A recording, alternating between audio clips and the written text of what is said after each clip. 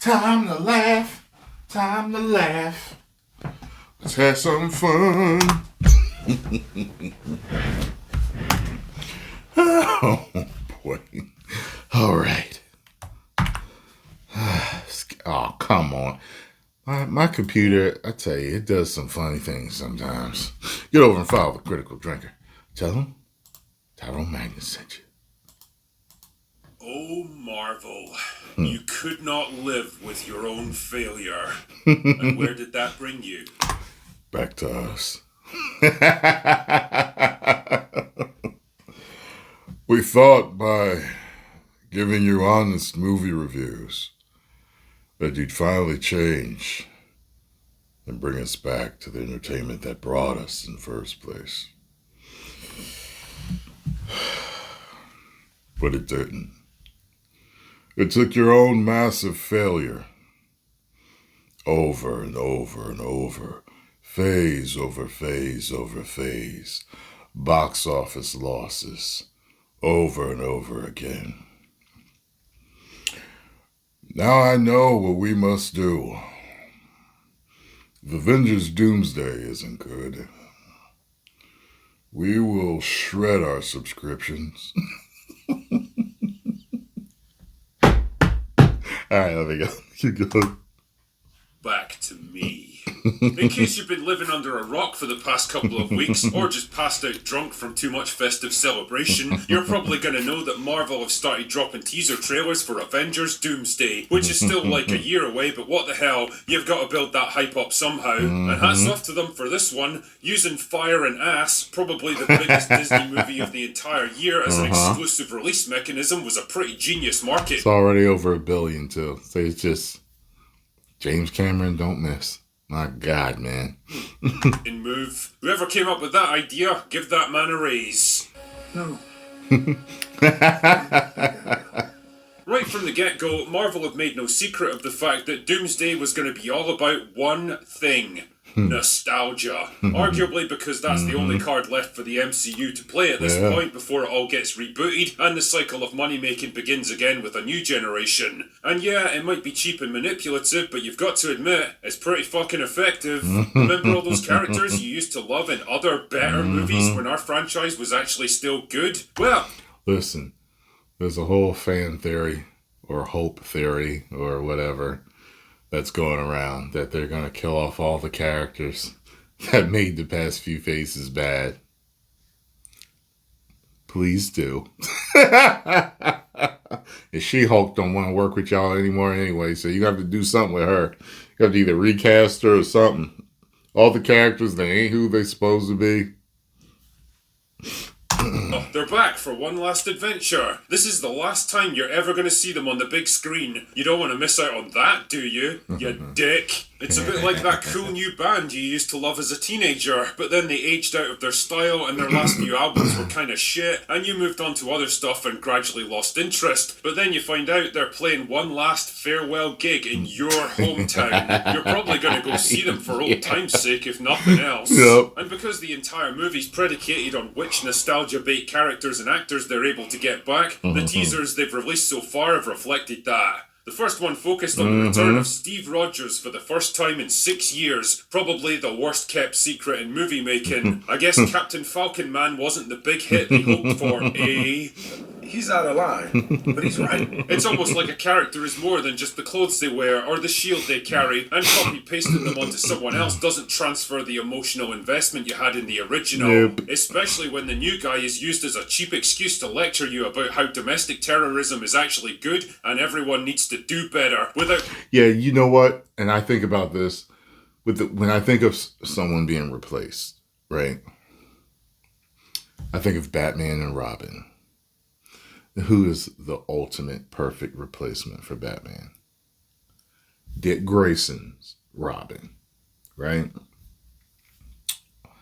And no matter what, it still doesn't feel right. It's like he's not Bruce. And I'm trying to think of any situation where I've seen a popular character replaced by someone else, and thought to myself, this one's as good or better. And I can't think of nothing. I mean, I liked Rodimus's design, but I didn't like him as much as Prime. That rhymed. Don't hate the player, hate the game. Bars. I can't think of anyone offhand. Maybe there is one, but I just can't think of one right now where I'm like, you know what? I am usually not for replacements, but wow. Like, people love Miles Morales as Spider-Man. I like him, but he's not Peter, no matter what. He's a version. But if I ever see a replacement for a character, I really want to, if it's ever done, I really want one where I'm like, you know what? Like, good Lord, he's a damn good replacement.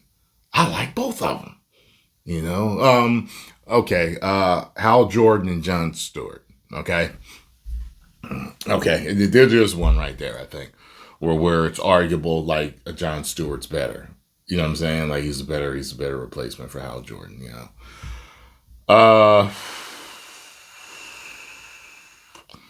Barry Allen and Wally West. I'll do that one too. Barry Allen, Wally West. No one can replace Kal-El. Yeah, so I'll stop right there because the video will go too long. I'm thinking out loud here. You guys name some replacements to where it was as good or better. Okay? Gohan never properly replaced Goku. Yeah, all right. Providing any actual ideas or solutions of his own. But you have no idea how complicated this situation is. You know what? You're right. And that's a good thing. You sure about that? You sure about that? Let's be honest here. We all knew Chris Evans was going to come back to the MCU at some point. You can only say no to those big Marvel paychecks and all that media exposure for so long. And well, it's not like he's been drowning in blockbuster movie success since Endgame. The teaser depicts him as a loving father reluctantly called back to the fight to help save the world. What the fuck did I just hear? Wait a second. A capable, loving, successful, aspirational father figure in a Disney movie? Are you out of your goddamn mind? What kind of bizarro world are we living in here? Next you'll be telling me that Thor isn't portrayed as a goofy joke. So that I may fight once more, defeat one more enemy, and return home to her. Oh my god. Taika Waititi must be spinning in his grave right now. Wait, what do you mean he's not dead? Oh, sorry, it's just his career that's dead. As much as the first two Thor movies took themselves a little too seriously and hadn't quite figured out how to use the character properly, the more I think about it, the more I realise I'd rather watch their earnest but clumsy attempts to live up to the Shakespearean grandeur of the God of Thunder than ever subject myself to farcical, self-deprecating sludge like Love and Thunder. Say what you want about them, but there's a kind of... I would still rather watch the first movies over Love and Thunder. Yeah. Simplistic sincerity and honesty to their take on Thor, instead of making him the butt of endless jokes and cheap, ironic deconstruction. In fact, I do believe I speak for the entire world when I say we are so fucking done with having our heroes and our stories and our mythologies deconstructed and mocked. They've been deconstructed to the point where there's literally nothing left of them. And for what? So that some wanky, pretentious video essayist can jerk off to the ironic postmodernist reflection of today's nihilistic, morally grey world? Son of a bitch! Fuck off, wanky, pretentious video essayists. Sometimes it's okay for a hero to just be a fucking hero. Anyway, I digress. Much like the Steve Rogers teaser, Thor is also depicted as the archetype of a father living a peaceful life, forced to take up arms once more to defend everything he loves. It's a surprisingly honest, heartfelt, sincere, dramatic scene that just works. No Valkyrie with her shit-eating smirk to put him down. No retarded rock monster making quippy observations about everything that's happening. No Jane Foster trying to outdo him like a walking inferiority complex. Just a man, older and wiser and scarred by past battles, looking deep inside for the strength to go into the fray one more time. The third teaser, which I can't show yet because it hasn't been released on YouTube and I don't want to get sued, focuses on Professor X and Magneto agreeing to work together. Two old friends and enemies with a lifetime of baggage and conflicting ideologies behind them, learning to put aside their differences and work together for the greater goods. Again, it's simple but effective stuff. No shitty jokes, no ironic quips, no girl bosses to undermine the moment. Just two people we know and care about having a scene together that's actually allowed to breathe and sink in. No way! Yes way! Jesus H. Christ. Is Marvel actually... I wish he was still alive. Oh, God, I wish he was still alive. growing up? Have they actually listened to all the fan complaints and the box office bombs and taken steps to correct it? I think they're listening to their emptying wallet. I think that's what they're listening to. I don't know. These are just teasers at the end of the day. Yeah. For all I know, the finished movie could still be a chaotic, goofy, self-deprecating disaster that makes Love and Thunder look like War and Peace. But if these teasers are in any way reflective of the end product, well... People be, posting comments like, oh, in the Russos I trust. And I used to say in Feige I trust. And as you can see, some of the biggest names and directors and actors in the world have all went the woke route at some point or another. And that's the reason why I still don't trust it.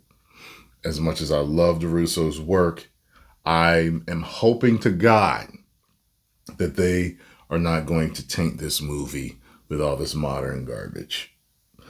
But I can only hope. The fact of the matter is, I still think they're going to have the garbage characters in this movie that we never wanted in the MCU in the first place. Will they be offed? I don't know. I don't know what they're going to do with them.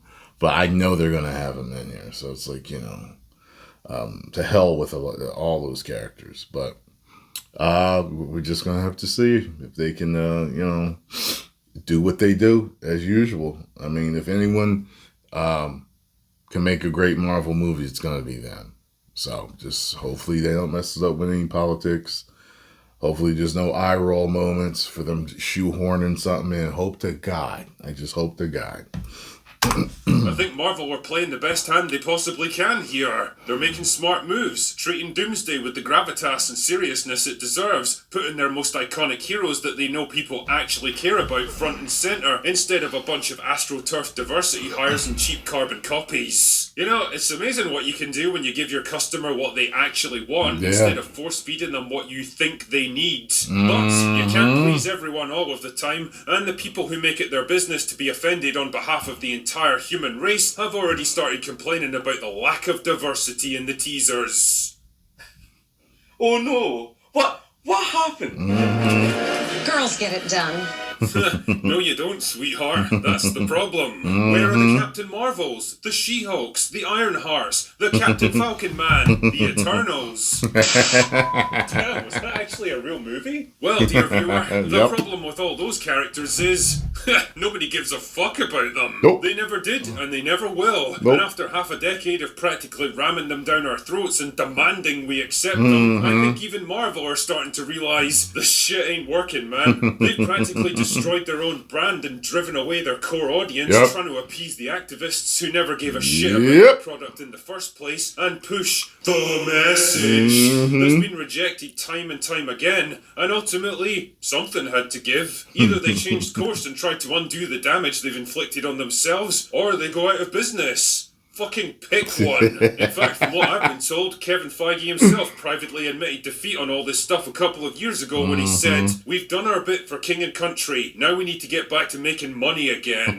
It's a crazy plan, but it just might work. It's funny how quickly all that nonsense goes out the window when actual survival becomes the priority again, isn't it? It's a bit like when there's another foreign war brewing. I mean, what did that feel like for him, To like, what was he, just being a company man?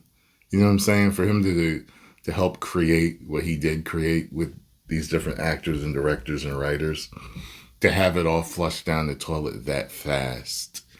And to keep moving forward and to keep pushing the message. It just reminds me of wrestling, how John Cena's character is absolute garbage that was pushed on us for years. People left for years, never returned to wrestling. Half the crowd booed him or more, booed him every time he came out. He was never in the league of The Rock, Austin, Flair, Hogan, you know what I'm saying? And it's like, they keep trying to say it. And then you have the company men on saying, yeah, John Cena the greatest of all time. John Cena the GOAT. Even The Rock called him the GOAT during an interview. It's like, The Rock knows he's not the GOAT. And then John Cena turns around and calls Roman Reigns the GOAT. Neither of them are the GOAT. Okay?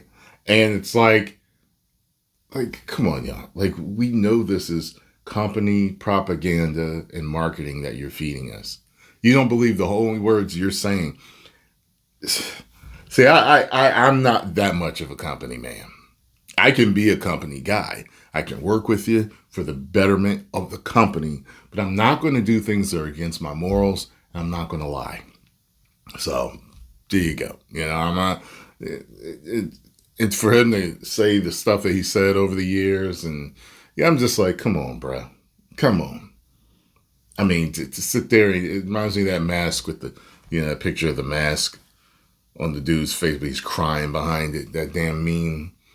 That's what he had to do. Sitting there lying with the pointed nose, growing and growing, telling people, yeah, it's great, and this and that, and the message is great, and these people are bad people because they don't like the message, and all this other crap. You know what I'm saying? And while seeing his baby die. Like that, And you start seeing all-male recruitment ads for the army. That's when you realise, oh shit, they want actual soldiers again. Now, these are all necessary steps to get the MCU back to something vaguely resembling long-term profitability again, but in the short term, it does leave them in the tricky position of having pissed off just about everyone. The modern audience they've been desperately courting for the past 5 years are going to be so deeply triggered by the swerve back towards traditional male heroes that there's not enough chamomile tea in the world to calm them down, while the core audience that made them a global brand in the first place have been burned and driven away by years of self-righteous lectures and tedious identity politics. A lot of them have moved on to other things now, and they might prove harder to win back than Marvel think, especially if they plan to reboot and relaunch. And those ones that moved away for the same reasons that I can't stand these movies probably moved to nothing.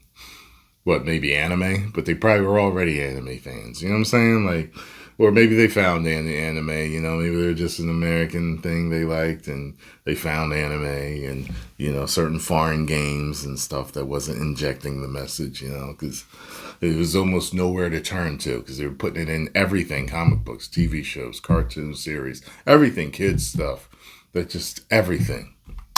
The whole MCU after Secret Wars. You're going to need a large and dedicated fan base to stick with you through a major like that. And I don't know if Marvel can count on it anymore. But hey, it's going to be fun to watch them try. Anyway, that's all I've got for today. Go away now. Yeah. I think there's a lot of material coming. There's a whole lot of YouTube material coming with this movie going to be released. They're going to have something. I'm thinking they're going to have something at least once a month. Something gearing up for this movie on our way. Yeah, something. It's going to be interesting. Post comments down below. Let me know what y'all think if you enjoyed my reaction and commentary. Hit the like button, subscribe, and share.